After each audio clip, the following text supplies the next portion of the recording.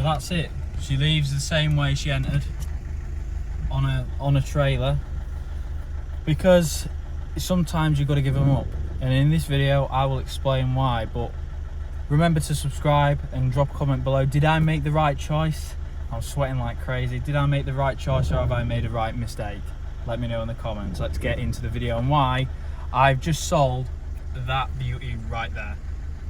Hello everybody, and you join me a day later after, well, exactly 24 hours after the sale of the Vitesse. And I'm gutted really, but at the same time, thank God for that. Thank God it's sort of out of the way.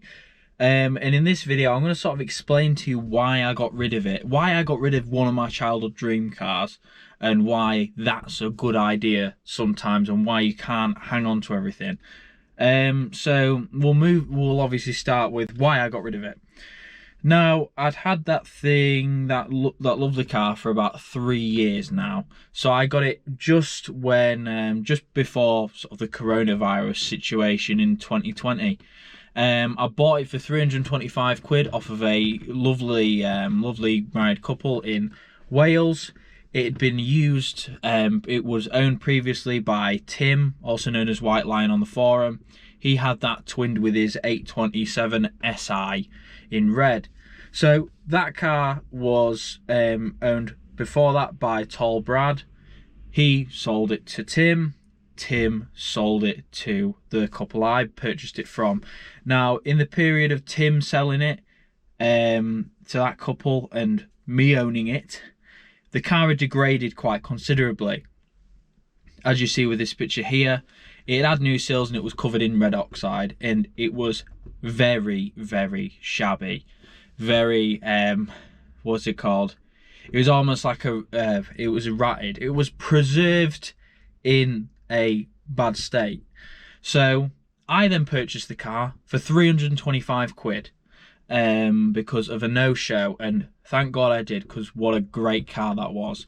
It was sort of the ultimate Vitesse. It was one of the last ones with it being on a J plate, and it had the awful small trip computer, yes, but it had everything else. It had all the wonderful leather seats, but I really wanted a short bumper model.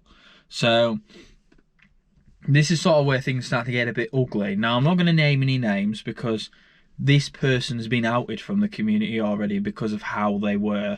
And this sort of starts a saga in my life, in a period in my life that was actually quite hard. So I had that car, I had my other two, and I became friends with somebody in the 800 community at the time. Quite a prolific member in the 800 community at the time. And this person essentially did me out loads of money. I'm not going to go into it fully, but that's what happened. The person knows this, I know this. This person's no longer affiliated with the community after causing a lot of issues for a lot of people, and this person's is basically got what was coming to them. So after I fell out with this person, instead of, we basically both invested in a project car, we both did half each. This person decided to take 3 halves, one from me, one from someone else, and one from his wife, I think, or something or other, I can't remember. And then what happened after that is this, I fell out with him. I just said, enough's enough. You can't sit there calling me saying I need, you need to buy this off me because I need to feed my kids. It was all a lot of me buying things for this person and them gonna pay me back at a specific date but never paying me. So it was what it was. I had to cut my losses. So I cut my losses, took all the bits I needed.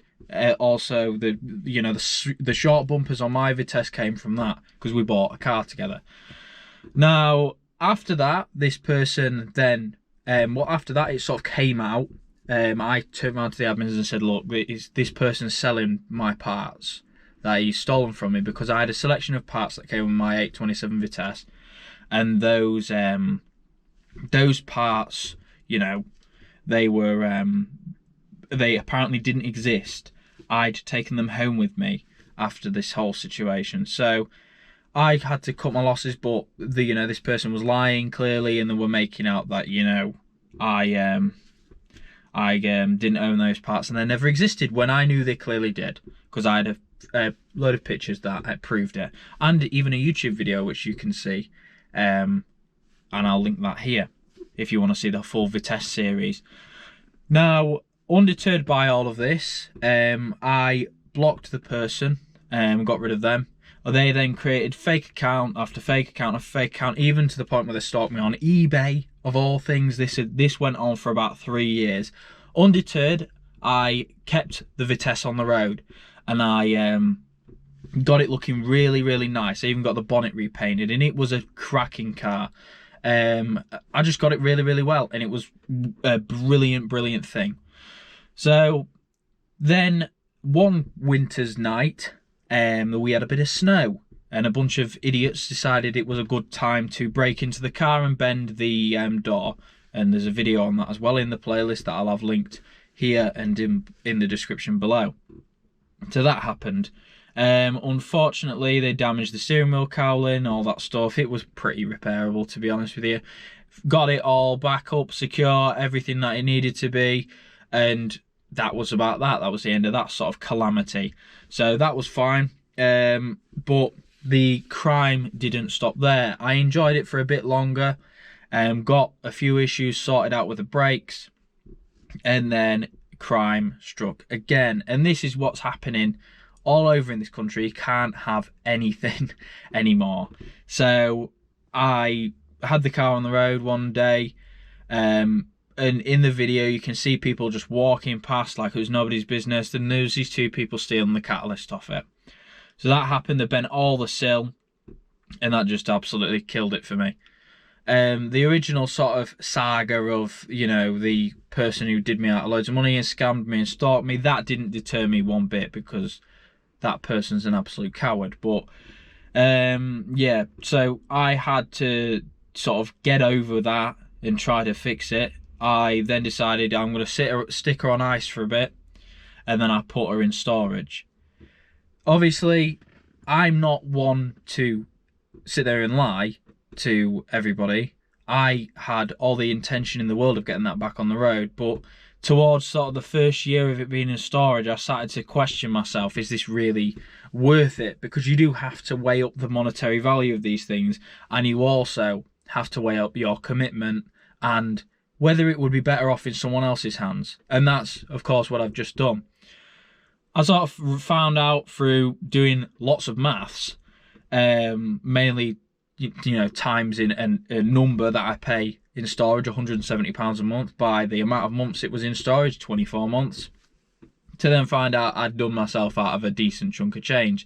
Now, you may say, you know, Tom, this is part of the experience. If you love something, you'll happily pay loads for it. You'll happily do that. But there comes a time when you've got to kind of look after yourself. And in the troubling times that we live in, where, you know, we've got ULEZ expansion, we've got frigging clean air zones being rallied for in Sheffield, we've got all of this, you know, removal of car ownership, and all of this other stuff with, you know, the cost of living and all this stuff, I had to make a choice. And the choice, unfortunately, was to move her on. Now, the car, I'd sort of fallen out of love with it anyway, to be quite honest with you. Because of everything that went on when I had it, mainly the crime. It's sort of like someone pissed in my litter box, basically. Somebody did something to my car that wasn't right. And I've had cars broken into. This very car's been broken into twice when I lived in that area of Sheffield. And I wasn't undeterred by that with this. So I had to make a choice with this as well. And I've made that choice time and time again. And I didn't delay on that choice. But this time with the Vitesse, there was a lot of hesitation. 2 years of hesitation, in fact. So if I'm sitting on it for 2 years, I'd rather me not sit on it. I'd rather somebody else get on with it and get it right. I'd rather have 3 or 2 or 1 really good car that I absolutely love to pieces than 5 or 6 for the sake of vanity, for the sake of YouTube, and for the sake of just saying that I own these things. I'm not a possessive person. I'm not the sort of person that would sit there and possess possess the Vitesse for the sake of it, and that's what it came to. It came to the point of the whole car, the whole thing was the possession, to say that my name was on the logbook of a Rover 827 Vitesse, and it was one of the rarest cars and blah blah blah blah. But just because something's rare doesn't mean it's good, and just because your name's on the logbook doesn't mean you actually own it, because it got to the point where it was owning me financially by paying all that storage rent.